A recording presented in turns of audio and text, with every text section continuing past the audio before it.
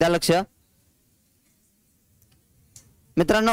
कालच्याला आपण जे भाषा आहे ह्या भाषेच्या व्याकरणाचा शोध, आपली जी मराठी भाषा आहे त्या व्याकरणाचा शोध कसा लागला, व्याकरणाच्या पुस्तकांचा शोध कसा लागला हे आपण पाहत होतो, बरोबर।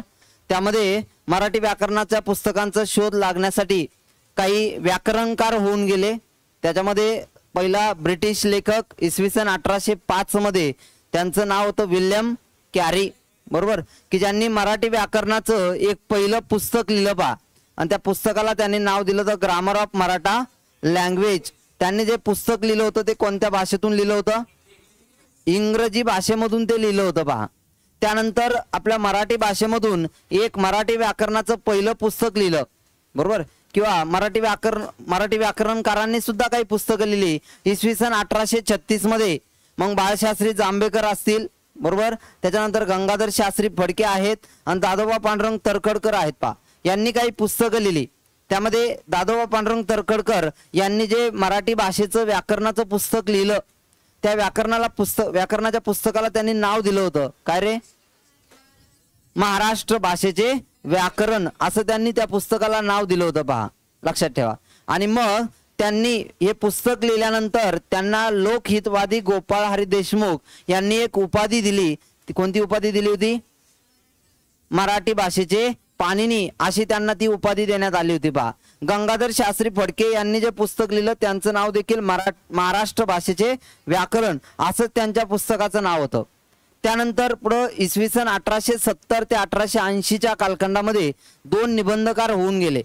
त्याच्यामध्ये एक कृष्णशास्त्री चिपळूणकर असतील आणि दुसरे विष्णुशास्त्री चिपळूणकर आहेत पहा। कृष्णशास्त्री चिपळूणकरांना काय म्हणलं जातं? मराठी भाषेचे जॉन्सन म्हणून त्यांना ओळखलं जातं पहा। आणि ही उपाधी त्यांना ते ब्रिटिश लेखक ओक यांनी त्यांना ती उपाधी दिली होती। त्यानंतर पुढे विष्णुशास्त्री चिपळूणकरांनी देखील मराठी व्याकरणाच्या पुस्तकामध्ये त्यांचा मोलाचा वाटा आहे पहा। त्यांना देखील निबंधकार म्हणून ओळखलं जातं, बरोबर। आणि त्यांना एक स्वतः त्यांनी उपाधी लावून घेतली होती, त्या काय म्हणतात रे स्वतःला? मराठी भाषेचे शिवाजी म्हणून विष्णुशास्त्री चिपळूणकरांना ओळखलं जातं। त्यानंतर पुढे इसवी सन 1911 मध्ये, बरोबर, मोरोकेशव दामले यांनी एक मराठी व्याकरणाचं पुस्तक लिहिलं बा।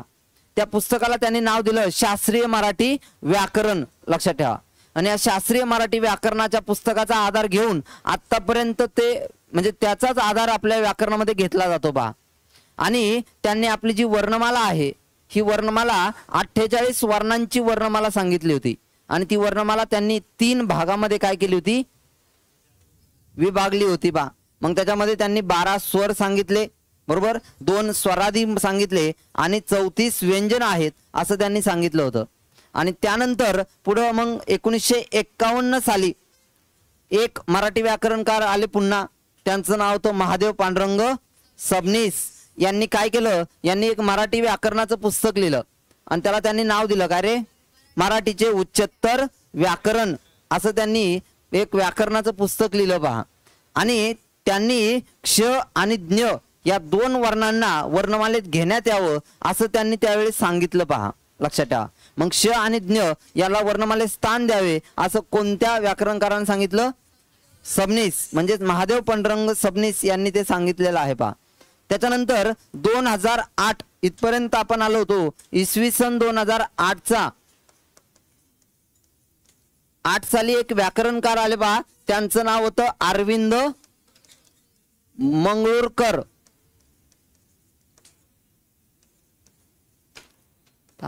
आपल्या मराठी भाषेमध्ये इंग्रजी भाषेचा वाढता वापर पाहून 2 वर्णांची निर्मिती करण्यात आली पहा। आपण जर सकाळी जरी उठलो, आपण पहा सकाळी उठल्यानंतर म्हणतो मला ऑफिसला जायचंय है ना, त्याच्यानंतर म्हणतो पहा मला कॉल आला, म्हणजे कॉल असेल, ऑफिस असेल, ऑनलाईन आहे बा, मला ऑनलाईन लेक्चर करायचंय है ना।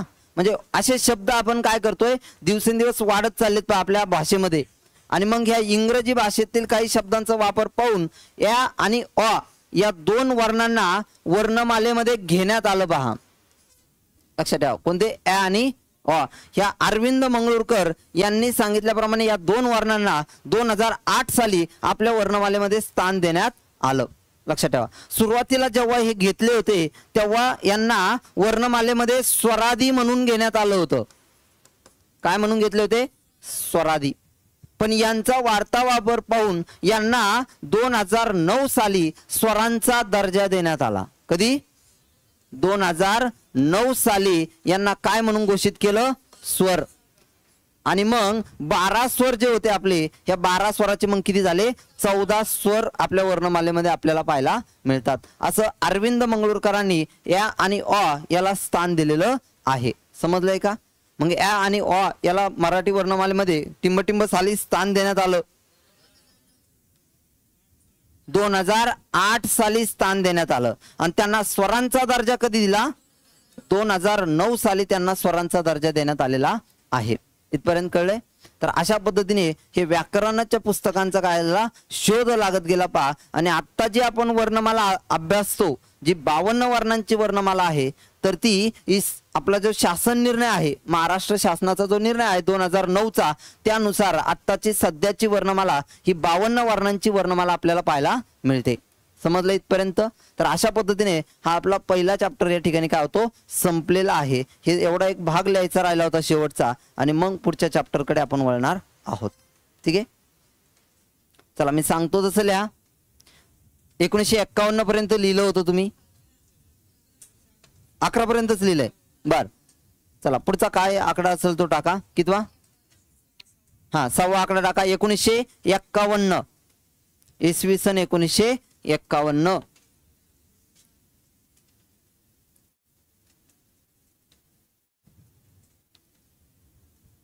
डॅश करून लिहा. महादेव पांडुरंग सबनीस. महादेव पांडुरंग सबनीस.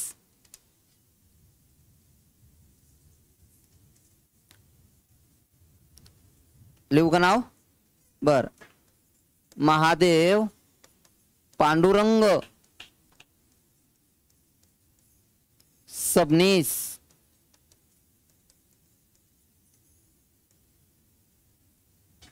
लिहिलं? त्यांच्या पुस्तकाचं नाव लिहा खाली. पुस्तकाचे नाव: मराठीचे उच्चतर व्याकरण. मराठीचे उच्चतर व्याकरण हे त्यांच्या व्याकरणाच्या पुस्तकाचं नाव आहे.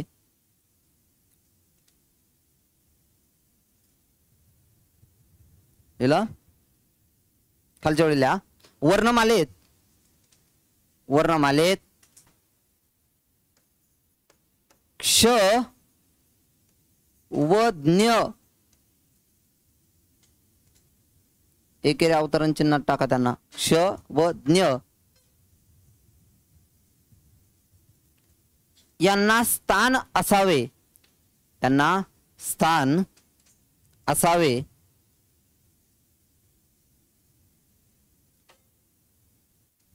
असे मत वर्णमालेत क्ष व ज्ञ यांना स्थान असावे असे मत सबनीसांनी सांगितले. सबनीसांनी सांगितले.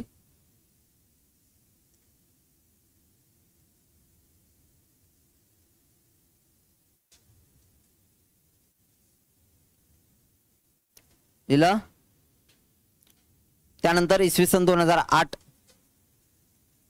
इसवी सन 2008. हो, 7वा पॉइंट. 7वे व्याकरणकार आहेत ते, है ना. इसवी सन 2008. अरविंद मंगळूरकर, त्यांचं नाव लिहा. इथे लिहिलंय अरविंद मंगळूरकर. यांनी काय पुस्तक वगैरे नाही लिहिले, यांनी फक्त ॲ आणि वाला काय दिलं, स्थान दिलं होतं पहा. लिहिलं? त्याच्यामध्ये खाली लिहा, खालच्या ओळीला. यांनी या अ असल्या याच्यामध्ये लिहा या आणि अ चौकोन करा हवं तर त्याला. या दोन वर्णांना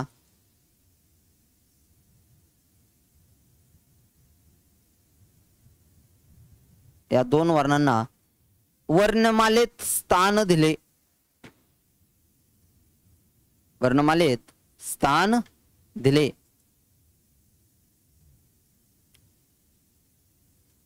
पुढच्या ओळीला या अ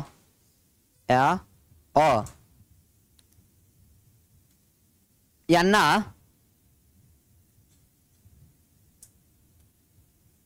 2008 साली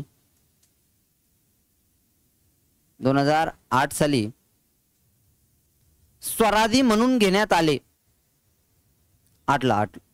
2008 साली स्वरादी म्हणून घेण्यात आले।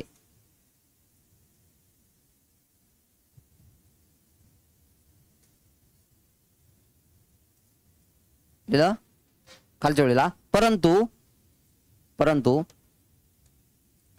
यांच्या अतिवापरामुळे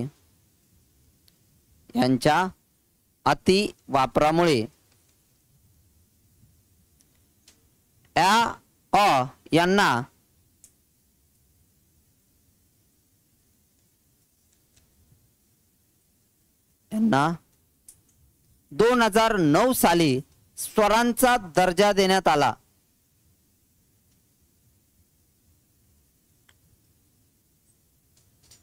यांना स्वरांचा दर्जा देण्यात आला।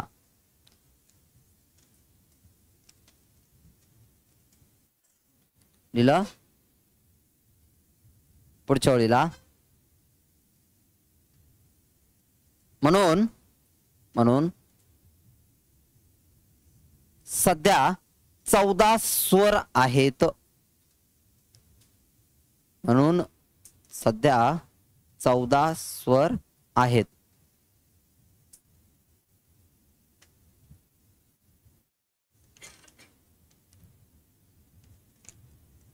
ठीक आहे, तर अशा पद्धतीने हा पहिला चॅप्टर होता, लक्षात ठेवायचे। म्हणजे मोठा आहे तसा, याच्यावरती प्रश्न जास्त असतात। जसं की आपण सुरुवातीला पाहिलं भाषा कशाला म्हटलं जातंय, त्यानंतर साहित्यिक पार्श्वभूमी असेल, बरोबर, त्यानंतर व्याकरणाच्या पुस्तकांचा शोध असेल, संत कवी असतील, यांच्याबद्दल आपल्याला प्रश्न विचारले जातात। समजलंय? ठीक आहे, तर अशा पद्धतीने आपला पहिला चॅप्टर या ठिकाणी संपलेला आहे। आपण दुसरा चॅप्टर आजच्याला पाहणार आहेत, पहा, त्याचं नाव आहे वर्णमाला।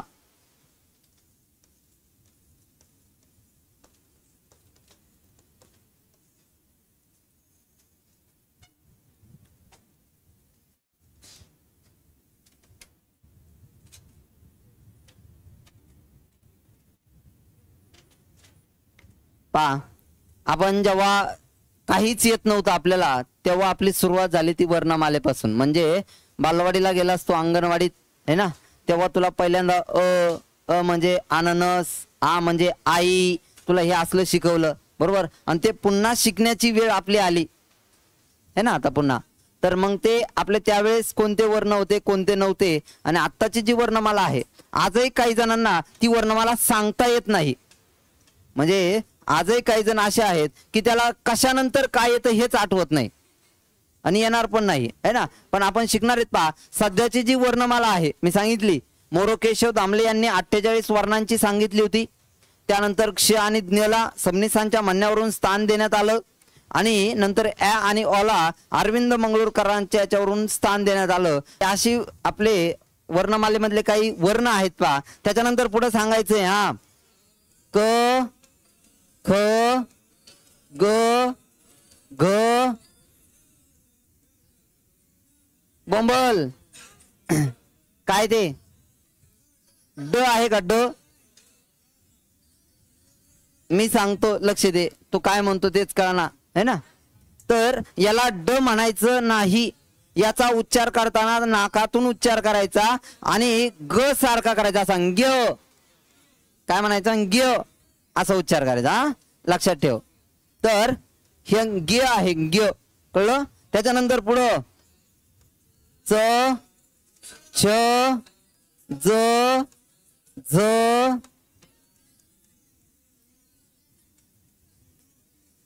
त्र का नाही। तर मित्रांनो, याला त्र म्हणायचं नाही, याचा उच्चार करताना असं करा, न्य न्य, हे ग्य आणि हे न्य समजलंय आता. तू आतापर्यंत याला त्रच म्हणत होता है ना, लक्षात ठेव. तर हे त्र नाही. आता त्र जे असते हे असं असतंय बघ, असं लिहितो ना तू, लिहितोय का मित्रांनो? हे त्र कसं तयार होतं तुला तेही सांगतो. इकडे बघ, हा जो त असतोय ना त, याच्यात फक्त हा रच हे असते आणि हे त्र असा तयार होतोय आणि तू लिहिताना मग आपण असा लिहितो, कळलं का? त्र असा असतोय.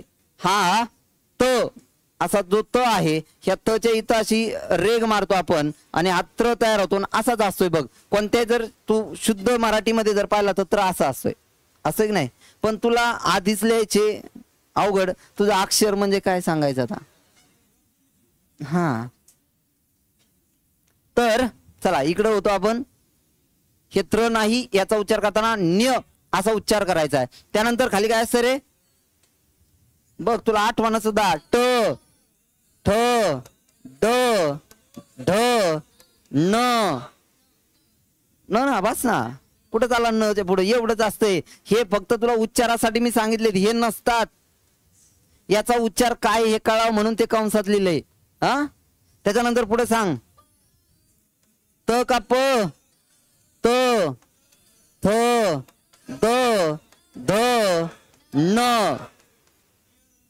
है ना, डायरेक्ट येरल आवश्यक नाही. त्याच्यानंतर काय असते रे, प फ ब भ म है ना, इथपर्यंत असते. त्याच्यानंतर काय असते, य र ल व, पुढं श श स, नंतर ह, नंतर ळ असंय का. आणि नंतर काय असते, क्ष आणि न्य है ना. तर अशी 52 वर्णांची वर्णमाला आपल्याला अभ्यासायला मिळते. बघ मी तुला सांगितलं, तुला याचा क्रमही माहिती नाही आणि तुला सांगता येणार नाहीत. तू तच्या लाईनच्या तिथं प ची लाईन म्हणतोस है ना. त्याच्यानंतर आपल्याला काही वर्णच आठवणार, ह आधी येतोय का ळ आधी येतोय याचा क्रम सुद्धा माहिती असावा लागतो. पुढे गेल्यानंतर तुम्हाला आकार विल्लेनुसार काही शब्द लावा लागतात. जसं इंग्रजीमध्ये बघ अल्फाबेट, आपण अल्फाबेट नुसार शब्द लावतो है ना. एक समजा ए ऍपल शब्द आला है ना, त्याच्यानंतर अमोल शब्द आला, मग असे काही शब्द यायचे बा आपल्याला है ना. मग याच्यातला आपल्याला सुरुवातीला कोणतं येईल याच्यासाठी आपण अल्फाबेटिकल लावायचो. मग ए दोन्हीकडे आहे मग हा सोडून द्यायचो आपण, मग यम आधी का पी आधी आपण बघायचो है ना, मग हा अगोदर येणार. तसंच मराठीमध्ये सुद्धा आकार बिल्लेनुसार काही शब्दांचा क्रम लावा लागतो आणि त्याच्यासाठी या वर्णमालेचं स्थान माहिती असणं तुम्हाला गरजेचं आहे. समजलंय? म्हणजे ऍ कुठे येतो, ऍ वर्णाचं स्थान वर्णमालेत कोणत्या वर्णांच्या मध्ये आहे असं जर विचारलं तर ऍ कुठं आलेला आहे रे, ए आणि ऐ यांच्यामध्ये ऍला स्थान देण्यात आलेलं आहे पहा. आणि ऑचं स्थान कुठं आहे, इथं ओ आणि औ यांच्यामध्ये ऑला स्थान देण्यात आलेलं आहे. समजलं एक सगळ्यांना? याच्यासाठी हे वर्णमालेमधले वर्णांचं स्थान तुम्हाला माहिती असणं गरजेचं आहे. इथपर्यंत कळलंय? त्याच्यानंतर पहा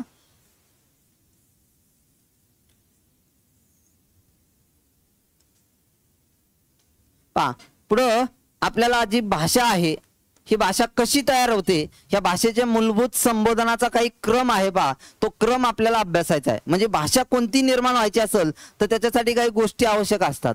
मग कोणत्या आहेत तर आपल्या मराठी भाषेमधला जो मूलभूत संबोधनाचा क्रम आहे तो क्रम आपल्याला विचारला जातो पहा.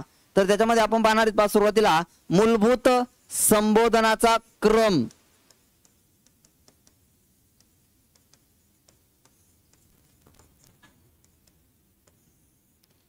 त्यामध्ये पहा म्हणजे आपण जे बोलतोय हे ध्वनी आहेत, यांना आपण मूल ध्वनी असं म्हणतो. काय म्हटलं जाते? मूल ध्वनी. आणि यालाच आपण वर्ण असं म्हणतो. काय म्हणतो रे? वर्ण. मग याच्यामध्ये मूलभूत संबोधनाच्या क्रमामध्ये पहिला घटक येतो पहा वर्ण. आता वर्ण कोणाला म्हणायचं? तोंडावाटे निघणाऱ्या मूल ध्वनींना आपण काय म्हणतो? वर्ण. समजा मी म्हणलं क, क म्हणलं म्हणजे माझ्या तोंडावाटे एक मूल ध्वनी निघलाय, बरोबर. आणि मग क हा एक वर्ण आहे का? मी म्हणलं अ आ ई ई हे सगळे तोंडावाटे निघणारे मूल ध्वनी आहेत. आणि यांना व्याकरणामध्ये वर्ण असं म्हटलं जातंय पहा. वर्णाची व्याख्या विचारली आहे. तोंडावाटे निघणाऱ्या मूल ध्वनींना टिंबटिंब म्हणतात. वर्ण असं म्हटलं जातंय पहा, लक्षात ठेवा. मग एकूण वर्ण किती आहेत? तर जर पारंपरिक वर्ण पाहिले तुम्ही तर पारंपरिक वर्ण किती होते रे? 48. मोरो केशव दामले यांनी जी वर्णमाला सांगितली होती त्याच्यामध्ये 48 वर्ण होते पहा, लक्षात ठेवा. समजतंय? आणि सध्याची जे आधुनिक वर्ण आहेत किंवा आधुनिक वर्णमाला आहे तर ही किती वर्णांची आहे? 52 वर्णांची वर्णमाला आहे पहा, लक्षात ठेवा. समजतंय का? कळतंय का? मग वर्ण कोणते कोणते आहेत? तर अ पासून कुठपर्यंत रे? न्य पर्यंत हे जे आहेत तर यांना आपण वर्ण असं म्हणतो. तर एकूण 52 वर्ण सध्या आपल्याला पाहायला मिळतात. समजलंय? ह्या वर्णांनाच मुळाक्षर असं म्हणून देखील ओळखलं जातं पहा. यांनाच काय म्हणतात? दुसरं नाव आहे मुळाक्षरे.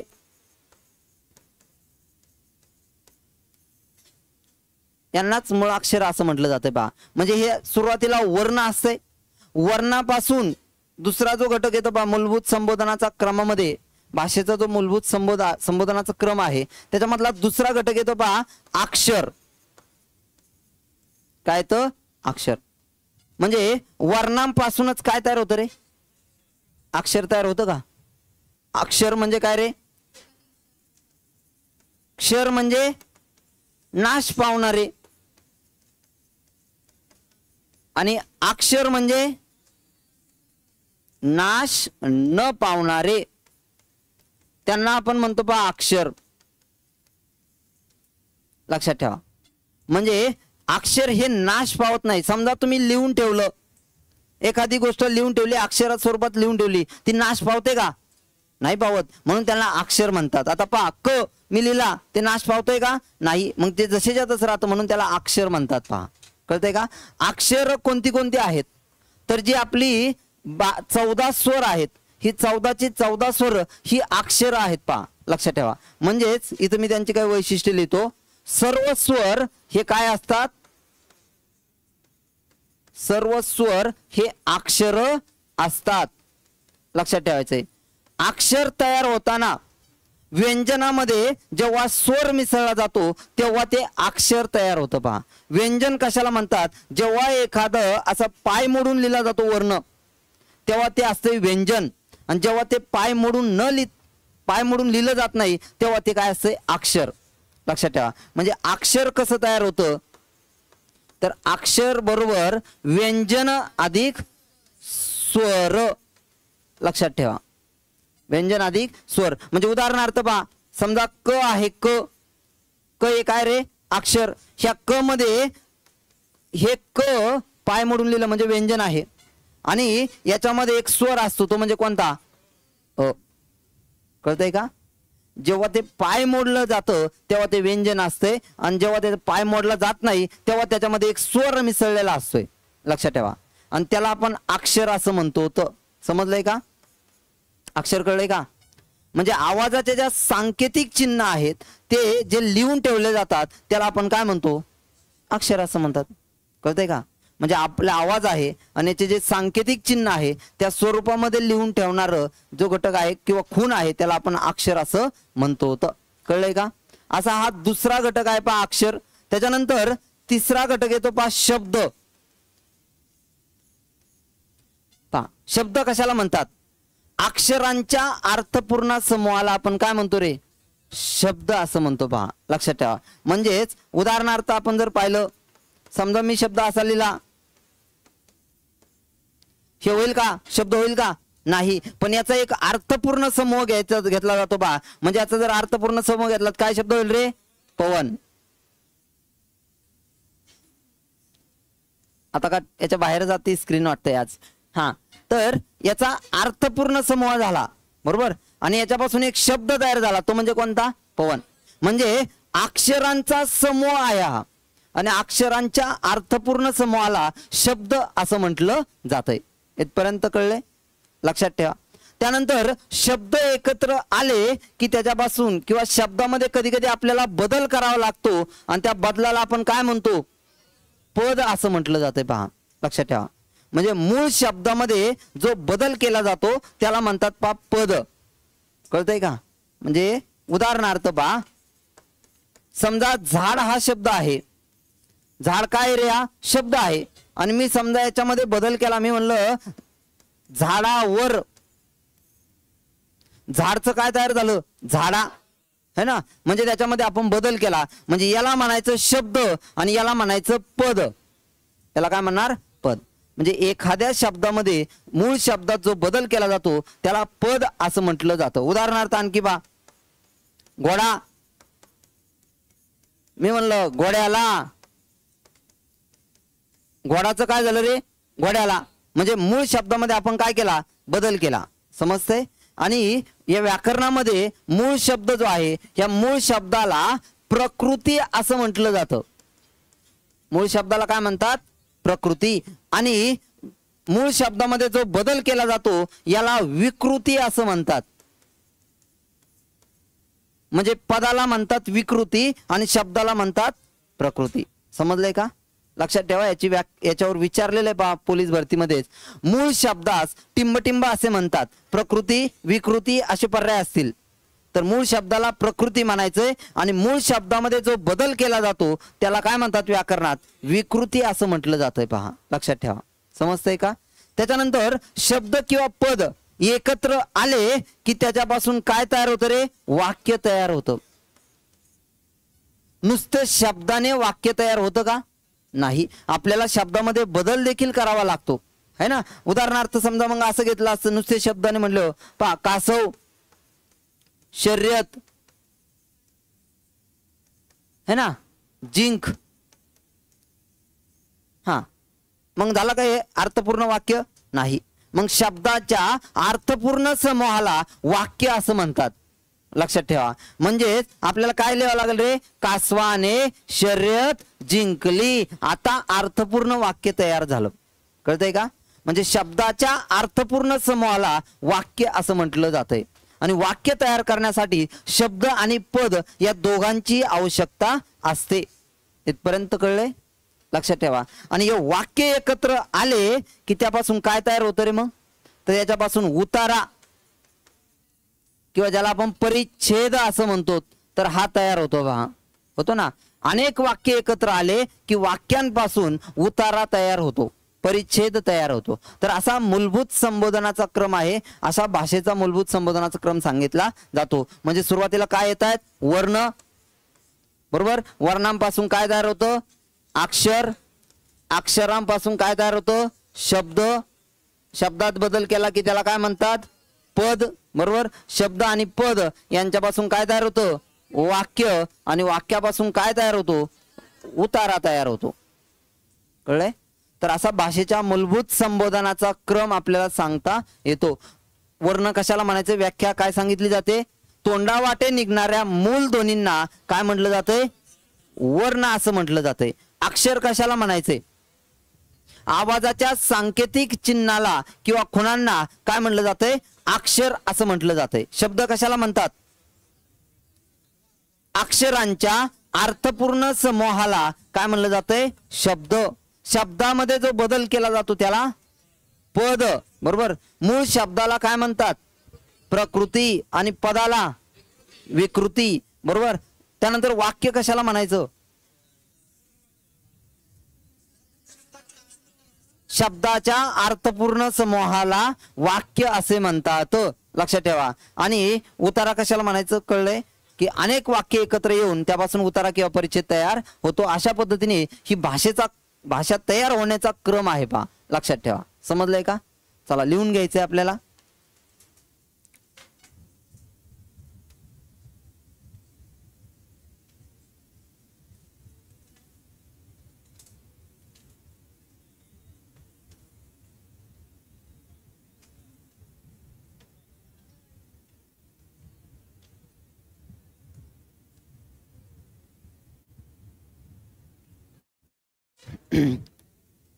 चॅप्टरचं नाव टाका. वर्णमाला दुसऱ्या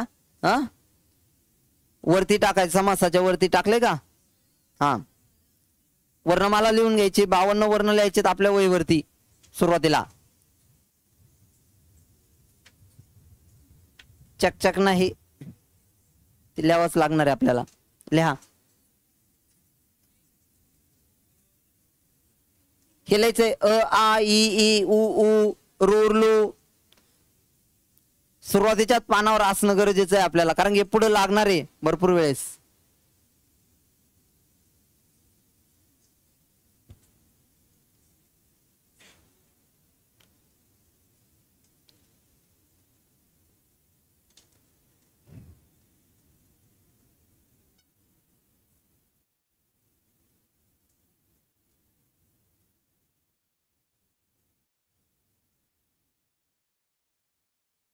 हे लिहायचंय फक्त इकडचा हा भाग.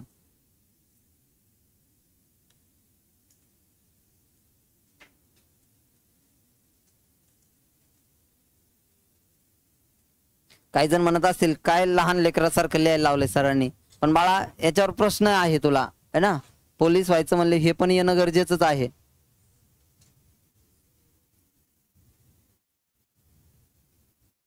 इकडं सरकवतो म्हणजे मध्ये घे. हा लिहा आता.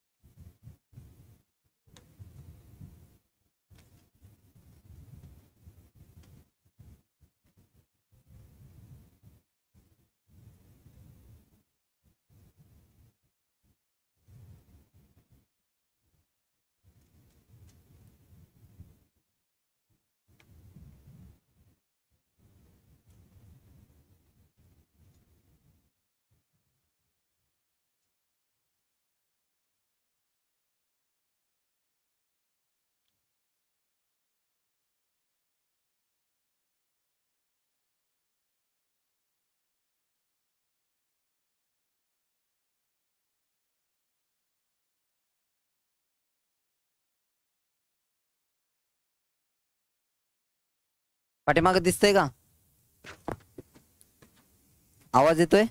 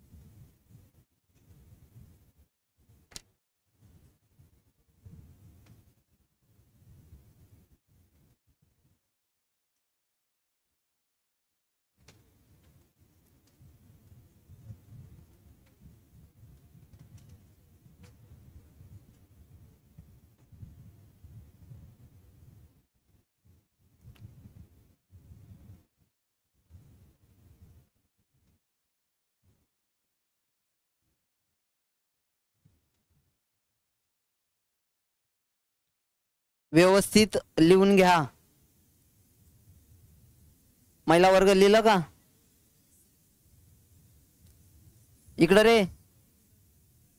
झालं? छान.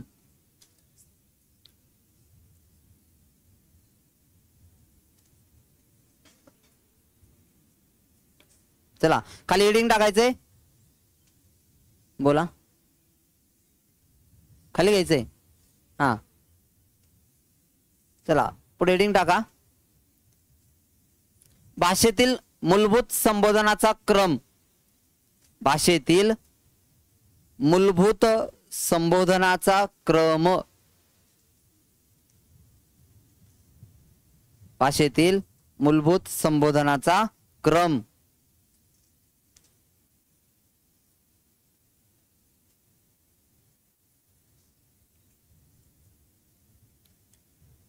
एक आकडा टाका. वर्ण. वर्ण त्यामध्ये लिहा